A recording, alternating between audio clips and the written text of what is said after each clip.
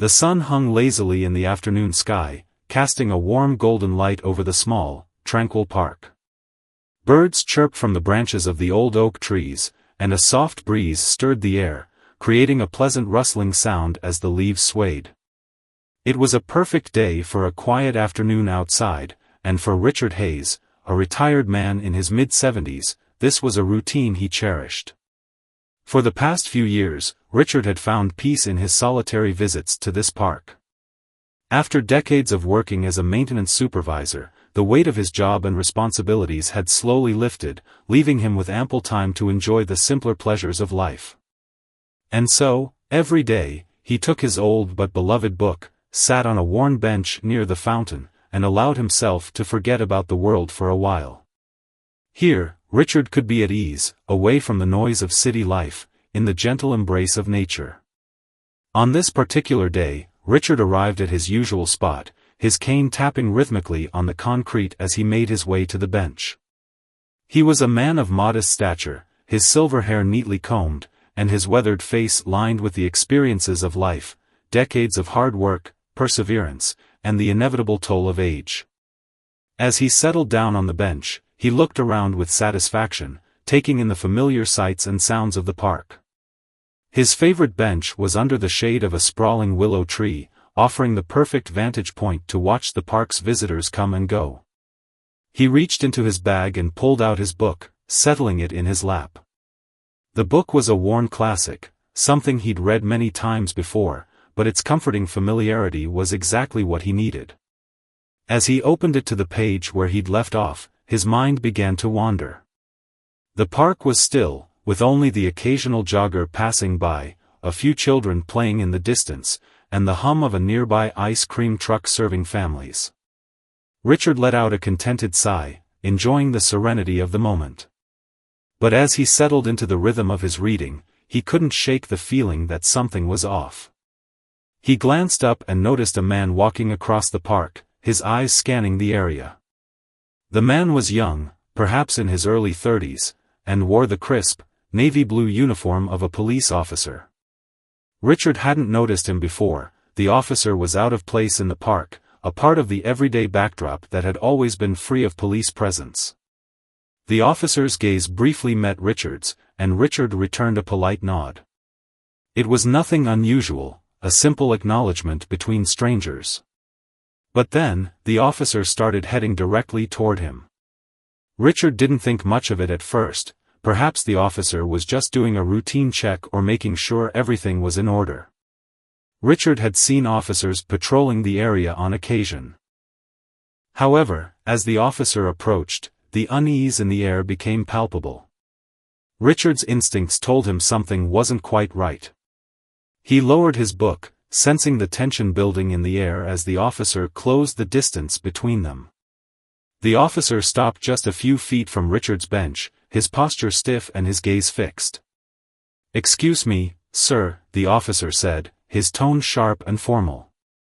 "I'm going to have to ask you to move along." Richard looked up, momentarily taken aback by the abruptness of the officer's demand. "Move along?" he asked, his voice slow but steady. "I've been coming to this park for years. I'm just reading my book. Is there a problem?" The officer's expression didn't change, though there was a slight tightening of his jaw. "I'm afraid you're not allowed to sit here. This is a restricted area." Richard glanced around, perplexed. The park was public. There were no signs, no barriers, no indication that this particular area was off-limits. It was, in fact, one of the few benches that offered some semblance of peace, tucked away under a tree with a view of the fountain. "I don't see any signs," Richard said, his voice even but with a hint of confusion. "This is a public park. There's nothing to suggest I can't sit here." The officer's eyes narrowed. "I'm telling you to move. You can't sit here." Richard hesitated, his brow furrowing. Something was wrong. This officer was being unnecessarily aggressive, for no apparent reason. Richard had dealt with the police in his younger years, but this felt different. There was a hostility in the officer's voice that Richard hadn't expected. He had no intention of making a scene, but the officer wasn't giving him any option to walk away quietly. "I'm not going anywhere," Richard replied, a note of defiance creeping into his voice. "I've done nothing wrong. I have every right to sit here." The officer's eyes flashed with irritation. "Do you want me to call for backup?" "Because I will." Richard felt his heart begin to race. He knew the officer could call for backup, but he wasn't about to let fear dictate his actions. "Call whoever you want," he said, his voice now firmer. "I'm not leaving." The officer stood still for a moment, his gaze hard and unyielding, before he muttered something under his breath. Richard could sense that the officer was becoming more agitated by the second, but he refused to be intimidated. His whole life had been one of quiet resistance, of standing firm in the face of adversity. This was no different. As the minutes ticked by, Richard continued to sit on the bench, his mind racing. He could feel the eyes of other park-goers upon him, some of them watching the exchange from a distance, others too scared to intervene. Richard tried to remain calm, reminding himself that the situation wasn't his fault. But he knew that if the officer persisted, things were likely to escalate. Suddenly, as if on cue, the officer pulled out his radio, muttering into the mic. Richard could feel the tension in the air shift, his heart pounding in his chest as he waited for whatever would happen next. The minutes felt like hours as he sat there, watching the officer's every move. Finally, the officer turned and walked a few steps away, clearly waiting for someone. Richard glanced around. Some of the nearby joggers and walkers had slowed down, their curiosity piqued by the standoff. A family on the other side of the park stopped their picnic to watch. The officer was now pacing near the fountain, muttering into his radio again, probably waiting for backup. The stillness of the park, the warmth of the day, and the peacefulness that Richard had come to expect were all being ripped apart by this officer's presence. He had done nothing wrong. He was just an elderly man, sitting in a park, reading a book. Yet here he was, being harassed by a young officer with a power trip. Richard's thoughts swirled in his mind. Was it his age? His skin color? Or was it just a random power move by a police officer who had nothing better to do than pick on an old man? He couldn't be sure, but the longer the officer stood there, the more Richard began to feel the weight of a different kind of power, the kind that didn't belong to the officer, but to those who stood quietly by and allowed injustice to continue. And just as Richard began to question how far this would go, the sound of footsteps interrupted his thoughts. Richard looked up, and the tension in the air shifted again. A man in a crisp police uniform approached, his stature commanding, his presence undeniable. This man was different. He wasn't the officer from before. This was someone with more authority, someone who had the ability to change everything. The new officer, who appeared to be the captain, was calm and composed, a stark contrast to the younger officer who had been harassing Richard. He approached with a measured pace, stopping just behind the officer. Richard's heart skipped a beat. He wasn't sure if this would be the moment everything turned around, but he couldn't deny that something in his gut told him that this moment would change everything. The captain, tall and composed, stood a few feet away from the officer who had been so insistent on moving Richard. There was a noticeable shift in the atmosphere as the captain's gaze swept across the park, briefly scanning the surroundings before landing on the officer. Richard couldn't help but notice the difference in how they carried themselves. The officer seemed nervous, shifting his weight from one foot to the other, his posture tense, while the captain exuded confidence, a calm authority that immediately put Richard at ease. The captain's eyes briefly flicked to Richard, who remained seated on the bench, his book still in his lap. He could feel the weight of the captain's gaze, as though the officer was measuring the situation, assessing how to proceed. There was no hostility in his eyes, no judgment. Just a quiet, steady calmness that made Richard's heart settle. It was as if, for the first time in the past few minutes, someone in authority wasn't immediately looking to escalate the situation. The captain then turned his attention back to the officer who had been harassing Richard. His voice, when he spoke, was firm but not harsh, a tone that made the younger officer stiffen even further. "What's going on here?" he asked, his voice steady but with an underlying sense of command that couldn't be ignored. The younger officer stammered, his words coming out in a jumbled mess. "Sir, I asked this man to move along, but he refuses. He's sitting in a restricted area, and I'm just doing my job, sir." Richard listened, noting the officer's agitation as he spoke.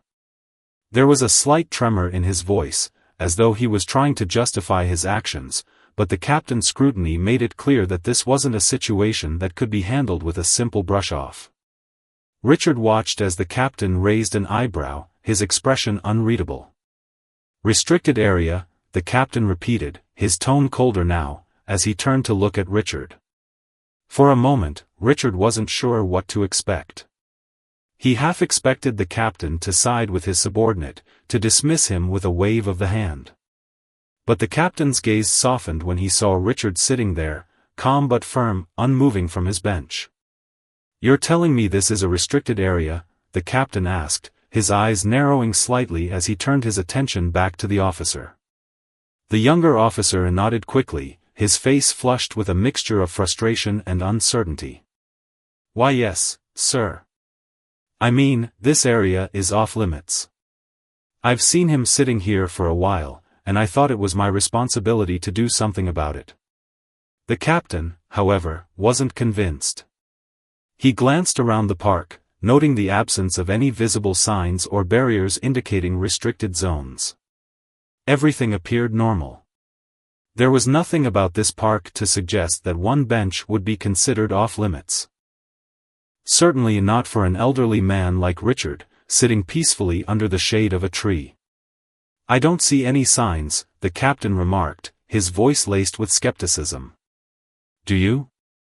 The officer didn't respond right away, his eyes shifting nervously between the captain and Richard. It was clear now that he didn't have any evidence to back up his claim. The captain's gaze remained steady, waiting for the younger officer to come to terms with his mistake. The silence stretched between them, and Richard could feel the tension rising. He wasn't angry anymore, he was just tired. Tired of feeling like an outsider in places he had always considered his own. Tired of being scrutinized, judged, and told where he could and couldn't be. But in that moment, as the captain stood there, Richard felt something shift, like the scales had finally started to tip in his favor. The captain sighed, his shoulders dropping slightly as he looked at the younger officer. "You've made a mistake," he said, his voice now laced with a hint of disappointment. "This man hasn't broken any laws. He's not violating anything. In fact, he's not doing anything wrong. You need to back off." The younger officer's face reddened as he opened his mouth to protest, but the captain held up a hand to stop him. "I'm giving you one chance to fix this, officer," the captain said, his voice low but unwavering. "Apologize. And then, you leave him alone." The officer's mouth worked for a few moments, clearly struggling to find words. Richard could see the internal battle within him, caught between the pride of his uniform and the undeniable truth that he had acted out of line. Finally, he muttered a begrudging, "Sorry, sir," to Richard, though the apology was as much for his captain as it was for the elderly man. But Richard didn't let the moment pass without saying something. He had been pushed to the edge, his dignity tested, and he wasn't about to let it go without at least a parting shot. He looked the officer square in the eye, his voice calm but firm. "It's not enough to say you're sorry," Richard said. "You need to understand why you did what you did." The officer hesitated, clearly not expecting the words to come from the man he had so casually tried to push out of the park. Richard could see the officer's frustration, but also his growing realization that his actions hadn't been justified. The captain, sensing the turning point, placed a hand on the younger officer's shoulder and gave him a slight nudge toward the exit. "Go ahead and walk it off. I'll take it from here." With a reluctant glance at Richard, the younger officer finally turned and walked away, his shoulders slumped, his head low, retreating from the scene. Richard sat back in his bench, the tension slowly easing from his shoulders as he let out a quiet sigh of relief. The captain, now standing alone with Richard, offered a small, reassuring smile. "You all right, sir?" the captain asked, his voice gentle but filled with a quiet respect. Richard nodded, still somewhat in shock that things had taken such a dramatic turn. "I'm fine. Thank you," he replied. "I just don't understand why he thought he could treat me like that." The captain's expression softened. "Some officers, they think they're above it all.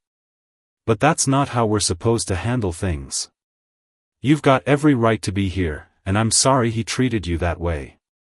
Richard, in that moment, saw a glimmer of what he had been hoping for, a recognition of his humanity, his right to exist in the space without fear of being judged. It wasn't the kind of justice he had expected when he woke up that morning, but it was the kind of justice he had needed. The captain turned to walk away but then paused, as if considering something. "And if you ever have any more problems here," the captain said, looking over his shoulder, "don't hesitate to call me. I'll make sure this doesn't happen again." Richard felt a sense of gratitude wash over him, but he didn't respond right away.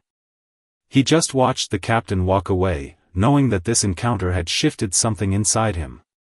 The whole experience, though troubling, had forced him to reconsider how he saw authority, how he saw the law, and how power could be used either to uplift or to oppress. As the captain disappeared from view, Richard returned to his seat, though the calm was no longer the same. He had learned something about himself today, something deeper than just standing up to a young, overzealous officer. He had learned that standing firm wasn't just about resisting injustice, it was about the quiet strength that comes from knowing your worth and demanding it be recognized, no matter the circumstances. But little did Richard know, this encounter was far from over. There would be ripples. And those ripples would carry this story to places he never expected, where the consequences of that simple, peaceful afternoon would reverberate in ways he couldn't have imagined. The aftermath of the encounter with the officer spread through the small town like wildfire. Word got around quickly about the elderly black man who had been harassed in the park, and the mysterious presence of the captain who had stepped in to defuse the situation. People who had witnessed the confrontation started talking, and soon enough, the story found its way into the local news. The peaceful park that had been a haven for Richard for years had now become the site of something bigger, a microcosm of the broader tensions simmering in the community. Richard didn't think much about the fallout at first. He had been shaken by the encounter, but the captain's intervention had given him some hope that things could be different, that people could change, that not all authority figures were blind to injustice. For the first time in a long time, he felt heard. But as the days went by, the weight of the incident started to settle on him. He hadn't expected the ripple effect to be so powerful, so far-reaching. At first, it was just whispers. The older folks in town, the ones who'd known Richard for years, stopped him on the street to ask how he was doing. They were all surprised, shocked even, that something like this could happen in their town. "You all right, Richard?" they'd ask with concerned faces, their eyes scanning his for signs of distress. But Richard was fine, or at least, he thought he was. He'd brush it off with a smile, telling them he was okay, that everything had been settled. They seemed relieved, but there was an unspoken question lingering in the air: was it really over? Was that officer's apology enough to put the matter to rest? Then came the calls. Richard wasn't one for confrontation, especially not when it came to dealing with the police. But now, people wanted to know what had happened. Local reporters, journalists, even activists who had heard about the incident reached out to him. They wanted his side of the story. They wanted to know what he thought of the officer's behavior and the captain's intervention. Was this a case of systemic racism? Was it an isolated incident? Richard wasn't sure. He hadn't been thinking about the bigger picture when it all happened. He'd just wanted to sit in the park, enjoy the sunlight, and read his book in peace. But the more he thought about it, the more he realized that it wasn't just about him. The officer's actions were part of a larger pattern. He wasn't the first black man to be wrongfully targeted, nor would he be the last. That thought gnawed at him, and he found himself wrestling with a moral dilemma he hadn't anticipated. Should he speak out? Should he let the world know about the discrimination he'd faced? It wasn't easy for him, but he knew in his heart that silence wouldn't change anything. Richard's decision to speak up wasn't easy, but he couldn't ignore the weight of his conscience. He started with a small interview with a local news station, agreeing to tell his side of the story. As he sat in front of the camera, speaking about the officer's actions and the captain's intervention, Richard found his voice. He spoke about the racism he had faced over the years, how it was often subtle, sometimes insidious, but always present. He described how, as an elderly black man, he had been conditioned to accept certain things, certain looks, certain attitudes, certain behaviors. It was part of life, part of the fabric of the town he had called home for so long. But that day in the park had cracked something open inside him. He couldn't just stand by anymore. The interview aired, and Richard's story was shared far beyond the confines of the small town. People began to reach out to him, neighbors, strangers, even people from nearby cities who had heard about what had happened. Some of the messages were supportive, offering words of encouragement and understanding. Others, however, were less kind. A few online trolls accused Richard of exaggerating the situation, claiming that the officer had simply been doing his job. But those voices were drowned out by the chorus of support that followed. Richard's story resonated with people who had lived similar experiences, those who had been wronged by authority figures, those who had been forced to confront their own biases, and those who had fought back in whatever small way they could. The captain's involvement in the situation also sparked a larger conversation within the police department. Word got around that the captain had acted swiftly and decisively, defusing a potential conflict before it could escalate further. People in the community were curious about the captain's role in all of this. Had he acted out of a sense of duty? Or had he been compelled to step in because of something larger, something more ingrained within him? As the days passed, the captain found himself being approached by others within the force, some congratulating him for his actions, while others questioned whether he had done the right thing. For the first time, the town was having a conversation about the role of police officers in their community. The events in the park had forced people to take a closer look at the power dynamics in their own backyard. Was it enough to rely on a single officer's decision to right a wrong, or was there a need for systemic change? Richard didn't have the answers, but he knew that what had happened to him wasn't an isolated incident. He knew that if nothing changed, there would be more incidents like his in the future. As Richard's story gained more attention, something remarkable began to happen. The community started to change. People started speaking up about their own experiences, about times they had felt marginalized, overlooked, or mistreated by authority. They began to understand that the issue wasn't just about one officer, but about a larger culture that allowed discrimination to persist, even in subtle forms. It wasn't enough to simply apologize and move on. People wanted real change, real accountability. Richard's bravery in speaking up became a catalyst for the community to confront its own biases and blind spots. Town meetings were held, where residents gathered to discuss what could be done to ensure that such incidents didn't happen again. There were calls for more training for local law enforcement, for better communication between the police and the community, and for a more inclusive approach to public spaces. The story didn't end with the interview. In fact, it was just the beginning. As Richard continued to reflect on what had happened, he realized that the captain's intervention had been more than just a personal victory for him, it had been a wake-up call for the entire town. The question now was, what would they do with this newfound awareness? Would they continue to turn a blind eye, or would they rise to the challenge and demand change? Richard didn't know where this journey would take him, but he knew one thing for sure: he had made a difference. His story had sparked something bigger than himself, something that had the potential to change the way people saw each other, the way they treated each other, and the way they understood the complex dynamics of power and privilege in their own community.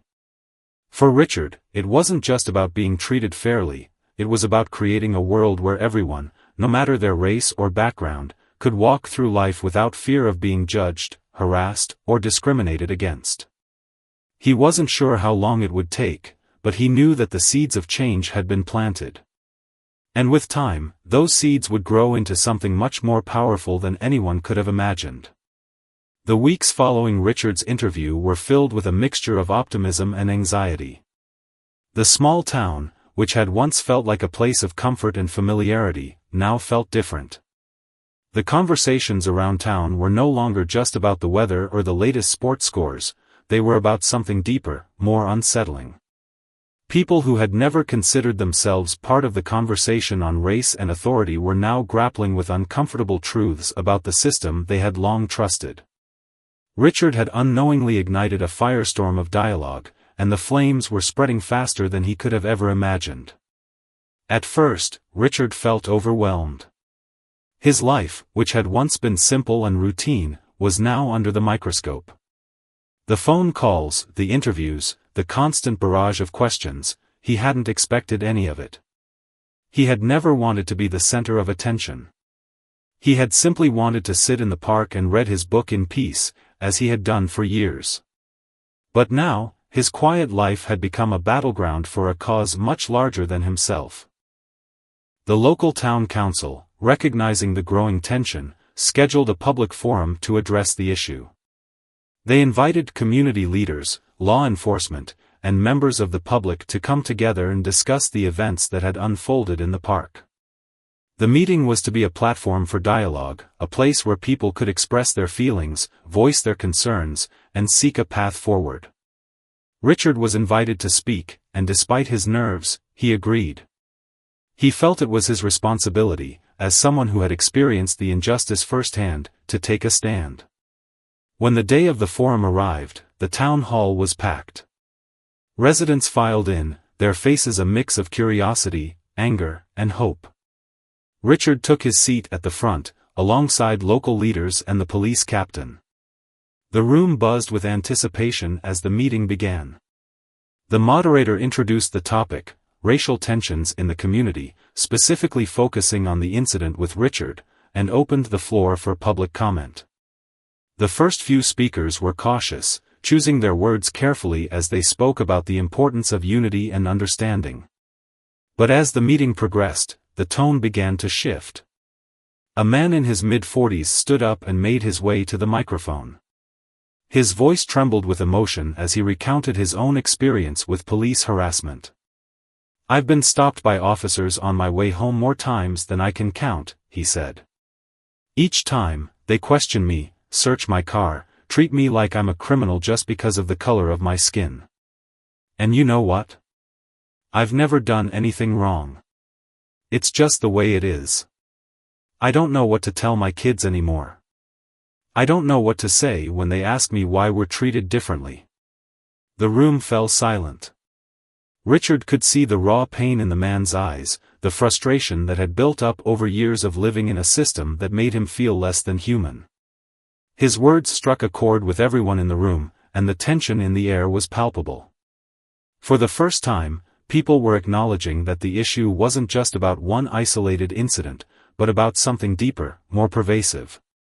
It was about a system that had long allowed certain communities to be marginalized, to be treated as suspects without cause, to be silenced. Another woman spoke up, a mother of 3 who had lived in the town for decades. She had always considered herself an ally, someone who believed in fairness and justice. But after hearing Richard's story and hearing the experiences of others, she realized how blind she had been to the struggles faced by people of color in her own community. "I've always thought of myself as a good person," she said, her voice shaking. "But I've never really thought about what it's like to walk in your shoes, Richard. I never thought about what it's like to be stopped, to be treated with suspicion, just because of who you are. I'm sorry for that. I've been part of the problem without even knowing it." Richard sat quietly, listening to the voices of those who had been too afraid, too hesitant, or too unaware to speak out before. He could see the wheels turning in their minds, the shift in perspective that was taking place in real time. This was the conversation he had wanted to start, the one where people acknowledged the pain, the injustice, and the need for change. It was a difficult conversation, one that made people uncomfortable, but it was a conversation that needed to happen. As the meeting continued, the police captain stood up to speak. He was a man in his mid-50s, with graying hair and a stern expression. He had been a part of the force for over 30 years, and his reputation was one of respectability and authority.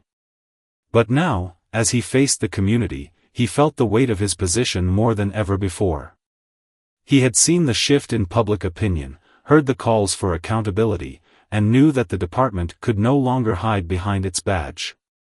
"I want to apologize," he said, his voice steady but tinged with sincerity. "I can't speak for every officer, but I can tell you this: we are committed to making changes. We're going to work with the community to ensure that this doesn't happen again. We can do better. And we will." The captain's words were met with mixed reactions. Some people nodded, cautiously optimistic that real change could come from within the system. Others remained skeptical, unsure if words would be enough to heal the wounds that had been opened. But regardless of how people felt about the captain's apology, one thing was clear: the conversation had begun. The town could no longer ignore the issues that had been festering beneath the surface for so long. After the meeting, Richard returned home, his mind racing with the events of the day. He had never been an activist, never sought to be the face of a movement. But as he lay in bed that night, he realized that something had shifted in him, something he couldn't ignore. He had become part of something larger than himself, a movement for justice and equality that was bigger than the town, bigger than him. The following days were filled with change. The town council approved a new initiative to implement cultural competency training for local law enforcement, aimed at addressing racial biases and improving community relations. Local schools began to introduce programs focused on diversity, equity, and inclusion, teaching young people the importance of empathy and understanding. The conversations Richard had sparked were now taking root in the community, and while progress was slow, it was real. Richard's life had been forever altered by that one encounter in the park. What started as a simple act of harassment had transformed into a catalyst for change. And although the road ahead would be long, he knew that he had done his part to make his community a better place, for his children, for his neighbors, and for future generations. He couldn't undo the past, but he could help shape the future. The question now wasn't whether change would come, it was whether the community was ready to embrace it. As Richard walked through the park the next week, he felt a sense of peace he hadn't known in years. The bench where he had sat that fateful day was empty, but it no longer felt like a place of solitude. It felt like a symbol of hope, hope that things could change, that people could learn, and that one person's courage could ignite a fire that would burn for years to come. The days following the town hall were filled with both progress and tension. Richard, while still processing the emotional weight of the forum, began to see the changes that were beginning to ripple through the town. Conversations about racial equality and police accountability were no longer confined to whispers or closed-door meetings. They had become part of the public discourse. Yet, despite the apparent strides, there were still pockets of resistance, remnants of the old ways of thinking that hadn't yet been shattered by the growing movement for change. For Richard, the journey was far from over. He had sparked a fire, yes, but now he had to contend with the fact that it wasn't just about igniting conversations, it was about ensuring those conversations translated into real action. His daily life, which had once been quiet and uneventful, had now become a balancing act between his personal struggles and the larger societal battle he had unintentionally become a part of. One morning, Richard received an unexpected phone call. It was from his old friend, Michael, someone he had grown up with in the town but had lost touch with over the years. Michael, a police officer in a nearby city, was calling not to catch up but to discuss something that had been weighing heavily on him. He had seen Richard's interview on the news and had been following the developments closely. "I saw what happened, man," Michael said, his voice tinged with concern. "I'm not sure if I should be saying this, but I think it's important for you to know, there are people in law enforcement who aren't happy with the way things are going. I mean, with all the protests, the calls for reform, it's causing some tension, and not everyone is on board with it." Richard felt a knot tighten in his stomach. Michael's words confirmed his fears. While some officers were genuinely committed to change, there were others who resented the push for reform.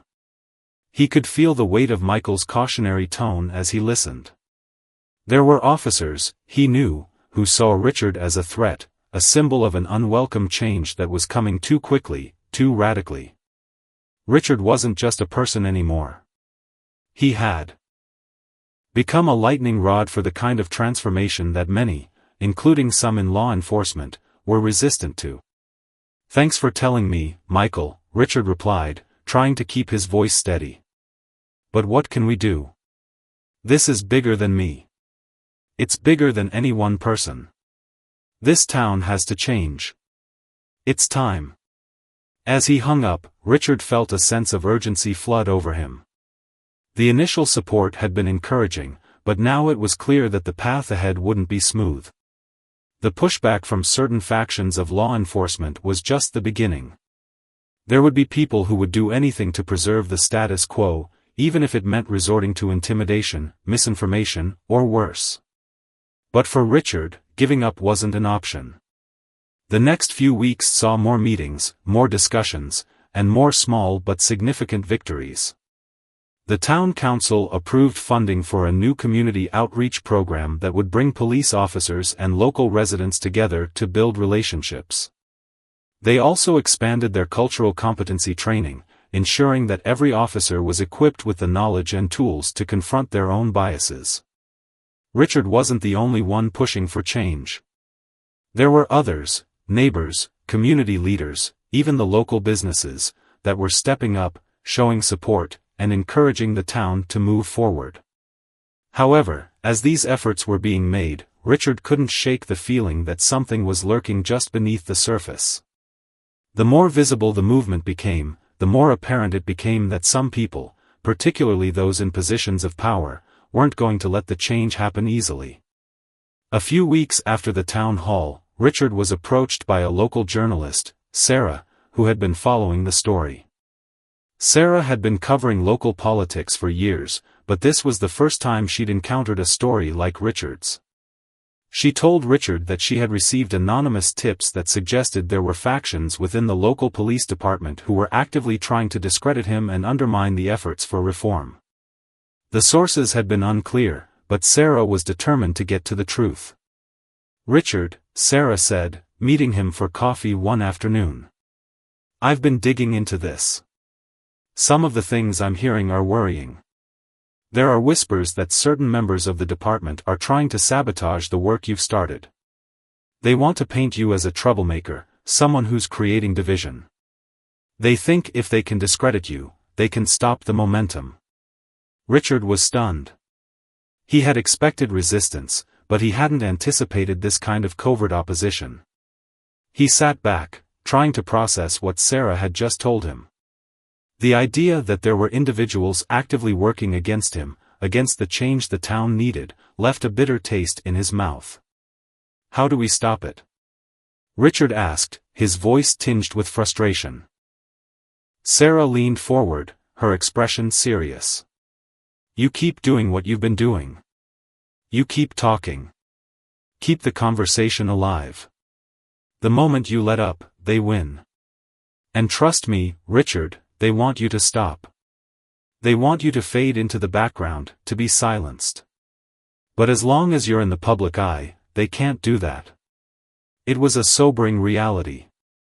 Richard realized that the fight wasn't just about bringing awareness to the issue. It was about staying visible, staying vocal, and refusing to be silenced by those who had the power to quash the movement before it could gain any real ground. As time passed, Richard began to notice subtle changes in the town's dynamics. People were beginning to pay attention to their own actions and attitudes. Local businesses were running ads promoting inclusivity, and schools were holding assemblies to talk about racism and social justice. But there was also a sense of unease. At times, Richard felt as though he were walking on a tightrope, balancing the expectations of the community with the pressure from those who wanted him to fail. The weight of being a symbol of change was heavy, and though Richard remained committed to the cause, there were moments when he felt himself beginning to crack under the pressure.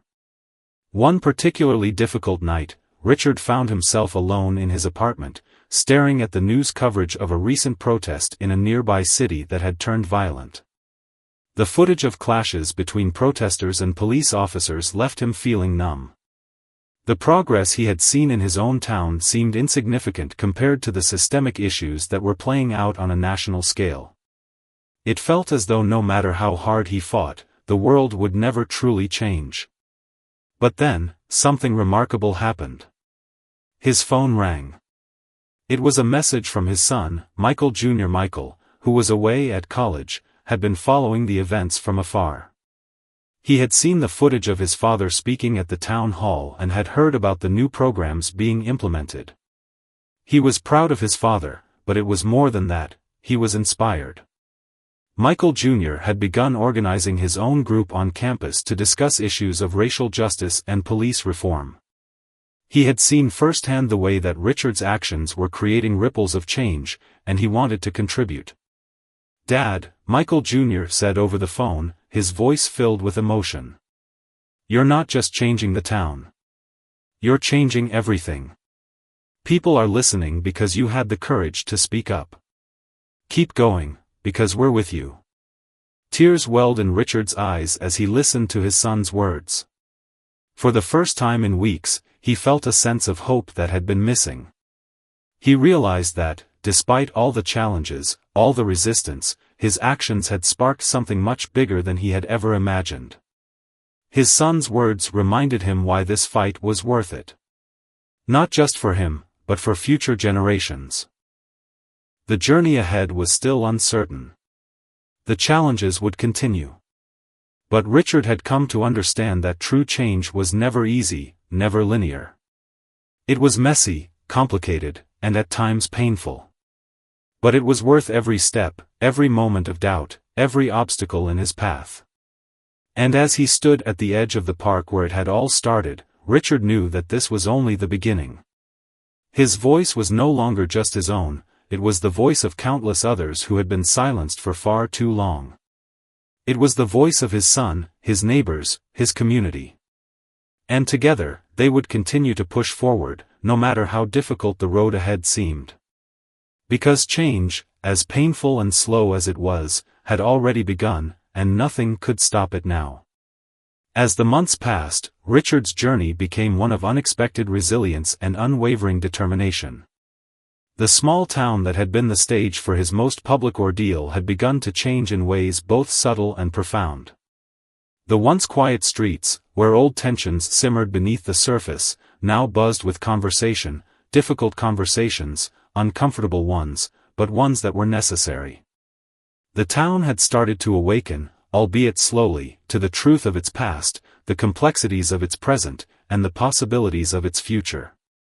Richard had never anticipated becoming the catalyst for such a movement, but now, he couldn't imagine stepping away from it. The more he pushed forward, the more his role in the fight for change grew. He was no longer just a concerned citizen or a person speaking up for justice. He had become a symbol, a beacon of hope for those who had long felt silenced, forgotten, or disregarded. His story, initially born out of a single confrontation in a park, had evolved into a rallying cry for fairness, for accountability, for a better tomorrow. But as his influence grew, so did the pressure. The scrutiny from the local police force, the silent but palpable resistance from old guard figures in town, and the weight of knowing that every word he spoke could tip the balance of progress or setback, these were the burdens he carried every day.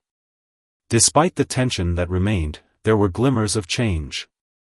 One evening, Richard received a call that would further affirm the importance of the work he had started. It was from his old high school principal, now retired but still deeply involved in community affairs. Mrs. Callahan had always been an advocate for education and equality, and she had followed Richard's journey closely. Over the years, she had watched him evolve from a quiet young man into a powerful voice for social change. "I've been talking to some of the teachers," Mrs. Callahan began, her voice warm yet firm. "We want to integrate a program into the local school curriculum, a program focused on teaching students about racial equity, history, and the importance of empathy in building a better society. And Richard, we want you to be a part of it." The news left Richard speechless for a moment. It wasn't the first time someone had suggested involving him in educational initiatives, but this felt different. This wasn't just about public speaking or giving an interview.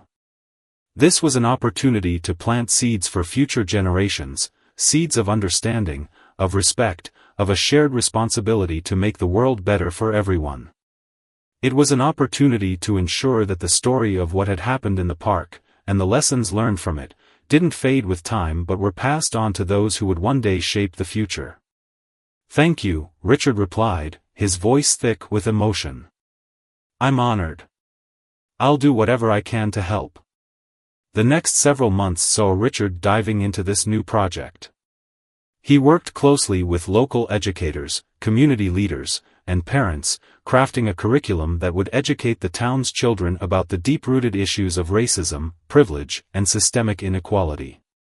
The program wasn't just about the past, it was about the present, and more importantly, it was about equipping the next generation to create a better future.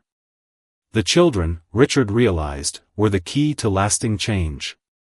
By teaching them empathy, by encouraging critical thinking, by fostering an environment where differences were celebrated rather than feared, the town could slowly but surely heal. But the road to healing was still fraught with obstacles. The more Richard worked on the education program, the more he realized how entrenched the old prejudices were. There were still parents who opposed the curriculum, arguing that it was too controversial, too divisive. Some of them had grown up in a different time, a time when racial segregation was still commonplace, and they couldn't fathom the idea of confronting those old beliefs head-on. There were even whispers in town that Richard had become a divisive figure, someone who was stirring up trouble where it didn't belong. But these voices, though loud, were slowly losing their power. The momentum for change had already begun to pick up, and it was gaining speed with every passing day. Meanwhile, tensions in the local police department remained high. The captain, who had been a steadfast ally during the town hall, had kept a low profile since Richard's confrontation with Officer Johnson. But as the months wore on, it became clear that not everyone within the department shared the captain's commitment to reform. Richard knew that the struggle wouldn't be over until the department itself underwent significant changes. And while there had been some progress, like increased training on cultural sensitivity and bias, he understood that real change would require a complete overhaul of the system from the inside out. He continued to push for greater accountability, for transparency, for a system that valued fairness over tradition. But those changes were slow, and the road to reform was anything but straightforward. Richard also couldn't ignore the deep emotional toll that his activism had taken on him. There were moments when the weight of everything, the threats, the opposition, the relentless demands, felt almost too much to bear. He found himself spending long nights awake, grappling with doubts, wondering if the change he was fighting for was worth the personal sacrifices he had made. He had lost friends, he had alienated family members, and the constant pressure was beginning to take its toll on his health. He thought about the day in the park, how he had never expected to find himself in this position, and sometimes wondered if he had made a mistake by speaking out. But then he would think of the people who had supported him, the families who had thanked him for giving them a voice, the children who were learning about empathy and justice. And he knew, deep down, that he couldn't stop now. One particularly challenging evening, after a heated town meeting, Richard took a long walk through the park where it had all begun.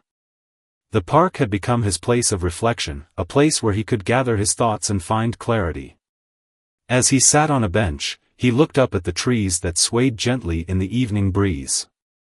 It was hard to imagine that this place, once a site of conflict and division, could become a symbol of hope. But in many ways, it had. Just then, Richard was startled by a voice behind him. "Mind if I sit?" It was Officer Johnson, the very officer who had sparked the chain of events that had turned Richard's life upside down. Richard stood, unsure of how to respond. He had never expected to see Johnson again, let alone in the same place where their lives had collided so violently.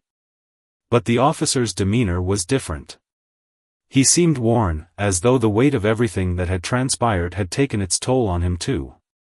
"Yeah, I guess you can sit," Richard replied, trying to mask the surprise in his voice. The two sat in silence for a long time, neither knowing what to say. Finally, Johnson spoke. I don't know if I ever apologized," he said, his voice quieter than Richard had ever heard it. "I wasn't proud of how I acted that day. And I know I made a lot of mistakes. But seeing everything unfold, the protests, the way people rallied behind you, it made me realize something. I've been part of a system that's been wrong for a long time. And I don't want to be a part of that anymore." Richard turned to look at him, unsure whether to believe what he was hearing. Was this a moment of genuine reflection, or just another attempt to avoid accountability? But there was something in Johnson's eyes, something that suggested he was finally seeing the world through a different lens. It wasn't an easy admission, but it was a start. "I appreciate that," Richard said, his voice soft but firm. "But actions speak louder than words. You can't just say you're sorry. You have to show it." Johnson nodded. "I know. And I will. I want to be better." It wasn't a perfect reconciliation, and Richard knew that change wouldn't come overnight. But in that moment, he saw the first glimmer of what real transformation could look like. It wasn't just about changing the system. It was about changing hearts and minds. It was about opening up spaces for people to admit their faults, to confront their biases, and to choose a better path forward. As Richard stood up and walked away, he felt a sense of quiet hope settling over him. He knew the work was far from done, but for the first time in a long while, he believed that true change was possible, not just in the laws, not just in the town, but in people's hearts. And that was where the real transformation had to begin.